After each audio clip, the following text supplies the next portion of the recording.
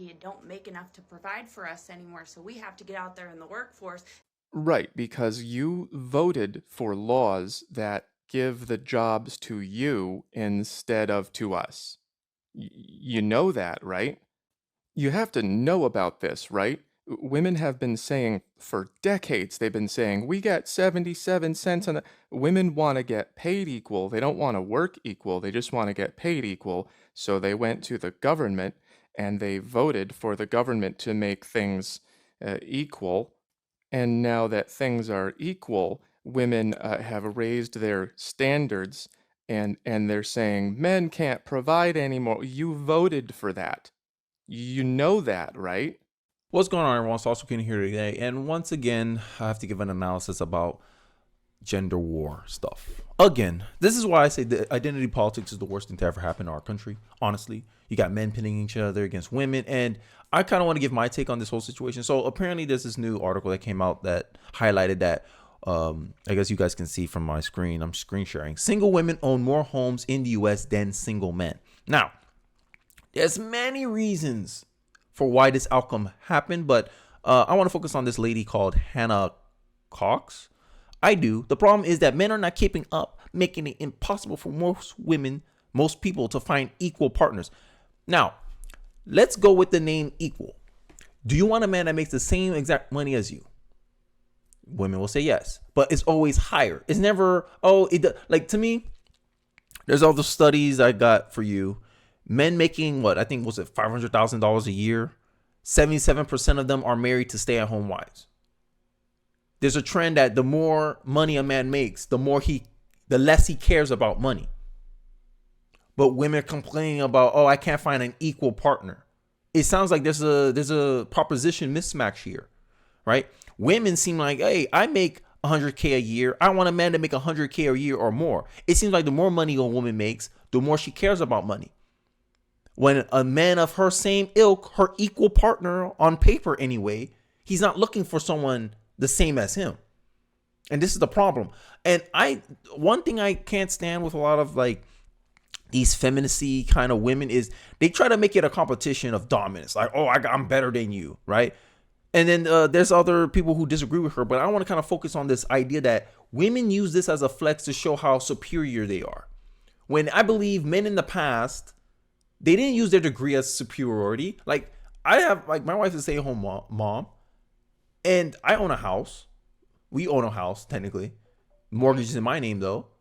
So I'm part of the single men not single men. Sorry, I'm like most men don't get a house until they're married.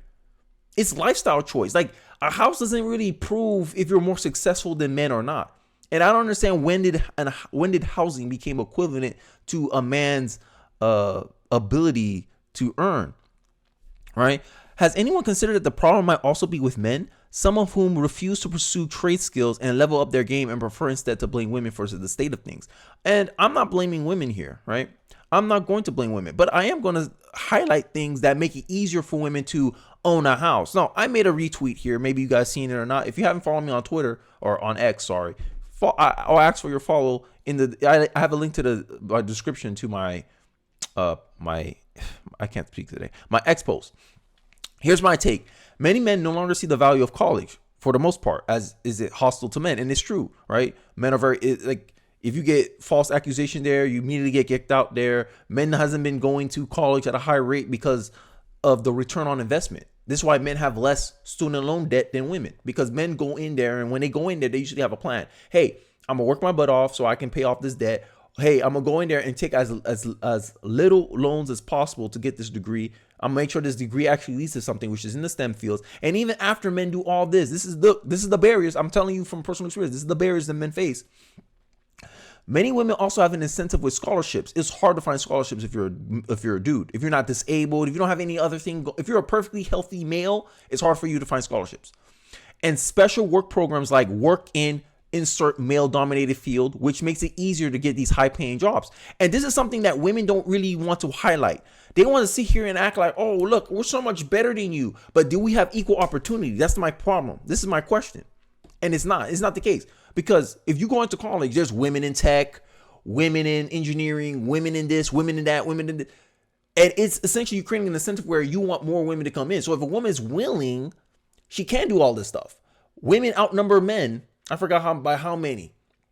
All I know is more women graduate college than men, right? If you go by the stats, okay, college degrees equal more higher income or access to higher paying jobs. I think that's changing because I think a lot of men are starting to realize, oh yeah, let's go into the trades. Let's go into this. But also, they need to understand something about consumerism too. Women are responsible for 85% of consumer spending. Women are responsible. That means women spend their money a lot more than men do. So men can live off a lot little than women can. So buying a house, I don't think is actually a marker of success. I just think it's a marker of you like to spend your money. And especially in this environment right now, I think it's the worst time to buy a house. I bought my house like 2 years ago and I'm thankful I got in when I did. I'm only paying 5% interest. Right now, interest rate's like 7.2 for like housing mortgage and stuff. And I have good credit. So to me, it's not even a smart play to have a house right now, in my view anyway. But hey, women are using this to continue trying to show how much better they are than men. Like imagine if a man was doing that. Like women, let's be honest. Imagine a man was doing that. Oh, I'm so much better than you. I make this amount of money. I make this. You call him conceited. You call him prideful. You call him arrogant. But y'all don't hold yourselves to the same standard. This is my problem. This is the problem with special treatment, and it's one of the reasons I hate DEI programs, is that I can't really tell if a woman is really leaving men behind or the college environment is tipping the opportunities against white males who are the majority in college. Usually, if you're looking for a male population, if you're looking for an equal partnership, you're talking about a white man because white dudes tend to be the majority of the pool because there's just more of them. They make up 66% of the dating pool for women. So if you're making programs that you limit their hiring, right? Oh, we want diversity quotas. We want racial quotas. We want to put more women in executive positions at men's expense. These are the policy positions women push for. Women push for, oh, we're an oppressed class. We need help. And even as they gain advantage and men like, okay, it's our turn. Now you're overrepresented in college. Now you should make some stuff cater to men so that way we could balance out the disparities here. Women go, no, we don't want to do that. Women now dominate attendance in medical school. And people are saying, oh, we should add more. And feminists are bragging about that. This shows me by your actions, you shall know them. By their fruits, you shall know them. If there's a disparity now favoring you, if you're really about equality, you'll create steps to mitigate that and return it back to equilibrium. But that's not what you're doing. You're doing this, and then you're trying to extend the dominance again to solidify. And this is what's going on in college. They don't want to fix the problem. They don't want equality. The real cause is women want superiority. Women want to be able to flex on you and shit and take a dump on majority of men so that way they can have a reason. Oh, he wasn't good enough for me. Oh, he wasn't qualified. He wasn't an equal partner. Equal partner. We became so materialistic as a culture. This is what happens with a society when there's no principles, there's no values, there's no religion, there's no morality. All it is about leverage and power. How much power I got, how much power you got. Oh, we're not equal. You're not worth my time. I'll treat you as subhuman. Some people also give another explanation about single women is that does the stats also include divorced women? Because if you look at a bound of probabilities, divorced women tend to get the house more than divorced men. The primary caregivers usually get the house in the divorce. That's largely women. It's a factor. It's hardly the main factor. More women getting college degrees and earning the same as men now play larger roles, I would think. And I just explained, and I kind of like explain my thought process on why this is also the case. Because in the day, as a woman, your successes is not yours only. There's a lot of factors, but I think that's the main factor in college. Institutions overwhelmingly dominated by women, but you also have a large percentage of debt. That makes you what? Financially liable. Like, to me, it's like you have to have a high income. Their spending is off the charts. So to me, this is not necessarily equal success to me. And I don't understand when we use like having a house as a measuring stick. And I understand that's like part of the American dream. That's what's been marketed to us. That's what's been sold to us. But honestly, in my thinking here is that you should have a lifestyle where you can comfortably afford. And I don't think, and based on the stats that I'm seeing, a lot of women are overextending themselves. They're spending way more than they make. And then when they fall on hard times or recession happen, because if you look at recessions, women get laid off more on a higher percentage than men. So when a recession's hit, it affects women. And then what women do? Cry and go to the government. That's why the Democratic Party have such a strong hold on the single woman vote, because single women pretend that they're strong and independent, but when ish hit the fan, they didn't prepare. Their stats show that single women tend not to have any money saved. Like, I make the argument, a man making $40K a year and a woman making $100K a year, they save the same amount of money. The men spend significantly less money out of their income than women. This is why a man making $40K can save the same, or if not more, than a woman that's making $100K a year. Because you just spend a lot of your money. It's crazy. You guys are more likely to be in debt. You guys have the majority of student loan debt. Now you guys have most of the housing now, as you own more houses now. Like, single men tend to want to be flexible. They stay in apartments. They like to move to where the opportunity is at. When you own a mortgage, and this is one thing this is one reason why I didn't want to get a house until I was married, is because when you get a mortgage, you're kind of stuck to a place. Now you can still move, but you can't move as fast as somebody that's just only living in an apartment. And I think that to me, it came across as she's trying to show how superior. It's men's fault. But then when people give her the counter evidence saying, oh no, what about this? What about this? People are like, now I ain't saying she's getting crucified in the comment section, but a lot of people ain't agree with this. I agree. Men are falling behind in many categories. Yet what may affect this data is the very fact that not a single divorced man that I know got to keep his house. Every single divorced man in my circle of friends, acquaintances, lost his house to his ex-wife. Weird, because I can think of 2 off the top of my head, and that did get to keep their house. 2, personal experience. No data, nothing to really drive her opinion. Just, oh no, my opinion. Oh no. 2, I know 2. Like, women don't always get the house on top of the divorce. No, it doesn't matter. Like, the women who do get the house is skewing the numbers in women's favor. Now, a lot of men that do own houses, they were single, like they never been married. I'll argue a large percent, like maybe 30% of the women, many of them had the house after they got married to their husbands. And then they got the house after the divorce. And now they're single, and they're counted into the stat. Like, and then this is what the argument that I made. It's easy to stay with the DEI on your side. DEI helped me buy a house. No, but it helped you get the job opportunities to get this house, to get the job that allow you to have the house. Like, it seems like it's like you don't want to give credit to the opportunities and privilege that a lot of women have. And that's what I would call it. If white people, look, this is the biggest thing I start like getting like hate online, is when I say black people have privilege because of DEI. DEI is racism under new management. DEI is sexism under new management. Right? Okay, we want to give you more opportunities than this man. If you look at the placement, if you look at the representation based on DEI numbers, less white people are being hired for jobs than their representation. You see these pushes in corporate America to have women everywhere, women here, women there. That means what? There's more opportunities for you. So if you have more opportunities to get these high-paying jobs on average, if we're looking in general here, now we're not looking for anecdotes, we're looking for in general, women have a higher chance of opportunities than men do. And yes, men have the trades and all this stuff, but men can live on a lesser income than women can, it seems. Because women have a spending power. I'm just being honest here. This is behavior habits. And to try to use that as, oh, I can't find an equal partner, it just showed to me how materialistic this Hannah Cox girl is, because she evaluates things based on a material view, when to me relationships is supposed to be about your values, your character, your compatibility. It's supposed to be more personality driven than physically driven. Now, physical plays a part into it, I understand. Money plays a part into it, I understand. But for her, it seems like it's the most important thing, and that's what women don't want to be honest about, that money plays a bigger part of the attractiveness of their partners. But I digress.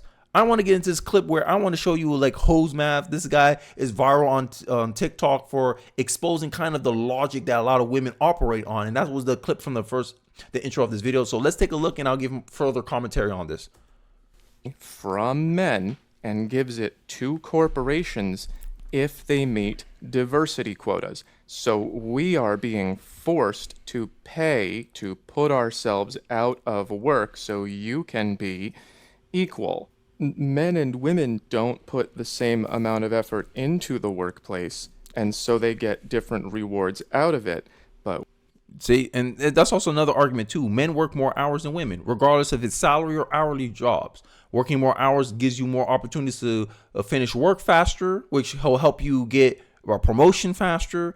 And all this is not being considered when we talk about the wage gap. And women always like to, when they dominate in something, they don't argue, oh, there's a gap. There's an education gap. Women don't complain about stuff when they have the dominance in. They only complain about stuff when they don't have the dominance in.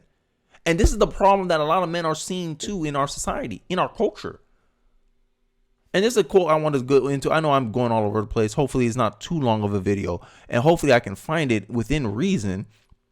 But there was someone on Twitter that mentioned that men are taught how to treat women, but women aren't, and women are only taught how to be treated. And this is where you get this unequal treatment between men and women.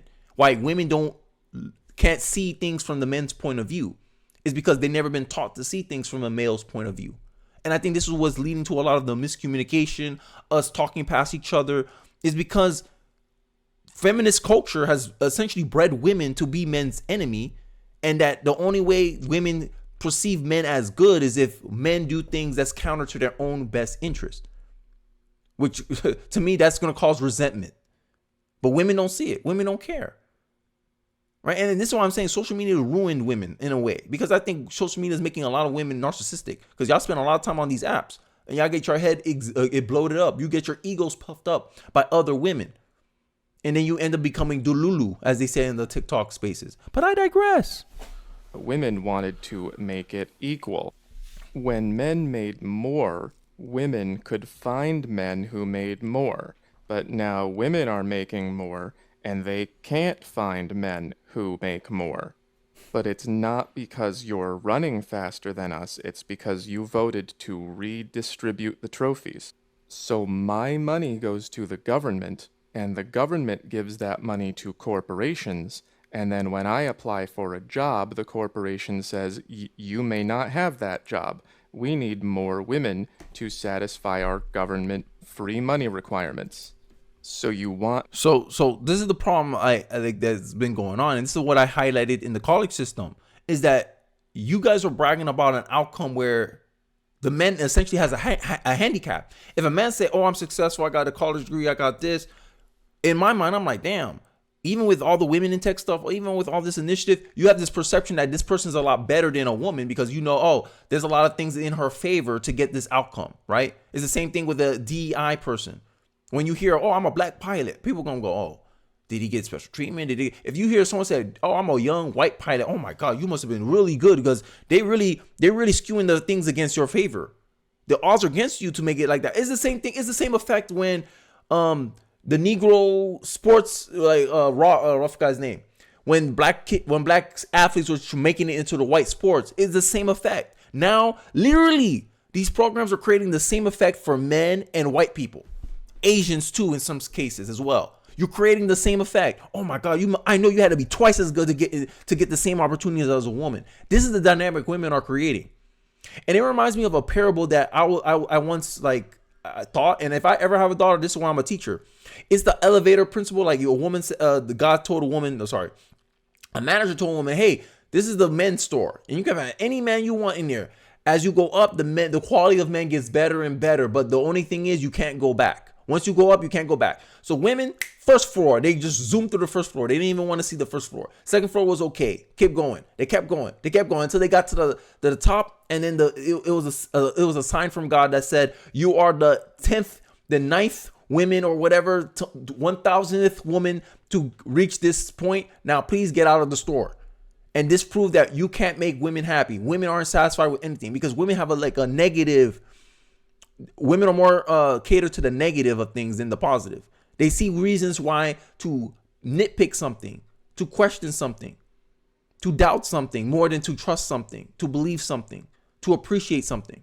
This is why vanity is women's greatest sin to get over, while men's greatest sin to get over is lust. And this is taught in the Bible, timeless wisdom. It's a peek at human nature that, hey, we're not a disciplined people. If you're not a moral people, this is what you devolve into. Selfish, self-centered, and you wonder why red pill and there's such a divide in the sexes. Like, this is why. Because we have nothing to bond us together. We have nothing to strive for together. This is why compromise is important.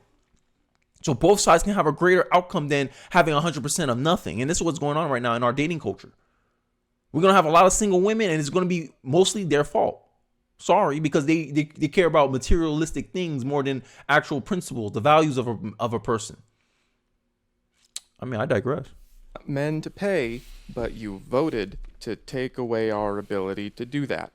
You can only have two of these. You can have equal pay by law, men take care of you, and the eligible men are loyal. If all of you are going after a few guys, then the eligible guys are going to have access to lots of women. And it's shown that in the Tinder data too. 80% of women are chasing 20% of the male applicants in the Tinder pool. So essentially, women created a dating monopoly. That's what you have done with your standards anyway. And this is a problem you women need to realize, and it's hurting you guys in the long run. And my thing is, I think I'm gonna title this video "Pick Your Struggle." Modern women, pick your struggle. You have to pick your struggle. Sorry, you want equality or you don't. If you want equality, then hey, take the position of breadwinner. Hey, I don't care if my man makes more or less money than you. All I care about is the values. Women always complain, I don't want a man. I don't need a man. I want a man. Okay, get a man then. You can get a man. But it seems like y'all want a man that has more money than you, more status than you, more of everything than you. That's not someone who wants. That's someone who needs. And you operate as if you need that man. So stop trying to put up this narrative on social media like you're strong and independent. You're not. Because this is the reason why a lot of single women vote Republican. Not Republican. Sorry. A lot of single women vote Democrat. Because they know that's the fail-safe. If they can't take care of themselves, they fall on hard times because they don't have any savings. They ain't properly prepared for financial setbacks. They'll run to the government, do something, and the government saves them. This is why they vote Democrat. Because at the end of the day, this is in women's nature. Sorry, I'm just going to be honest here. They're always dependent on someone. They're always dependent on something. I never met a truly independent person because men don't claim about being independent. Men don't brag about having their own stuff. It's just, this is what it means to be an adult. Men don't treat it as something special. Women do. And they use that as to disqualify someone else. I swear, materialism, consumerism, it's killing us. So if you want equal pay by law and men to pay for everything, all of you are going to be going after just this section. So if you stopped voting for money to go like that, then we would still have more money to be able to spend on you. This situation is like a dog that wants you to throw a ball, but it won't drop it. We want men to pay. Okay, let me go get a job. No, you can't have that. That's for women. We need equality. We need to show how much better we are than you. Like, this is the reality of feminist culture, man. Feminist culture has conditioned our women to be our enemy and not our partner, not our companion. And that's what I'm saying. Identity politics is the worst thing to ever happen to the world. And I'll stand on that. All right, I think I'm done reacting to the video. Let me know your thoughts about this. Let me know if you agree with my analysis. You don't agree with my analysis. You think I missed something. Let me know in the comment section below. I'd really be interested to hear your guys' thoughts on this one. But let me know what you guys are thinking. Don't forget to like, comment, subscribe. I appreciate you guys watching to the end of the video. And I'll catch you guys on the next one. Peace.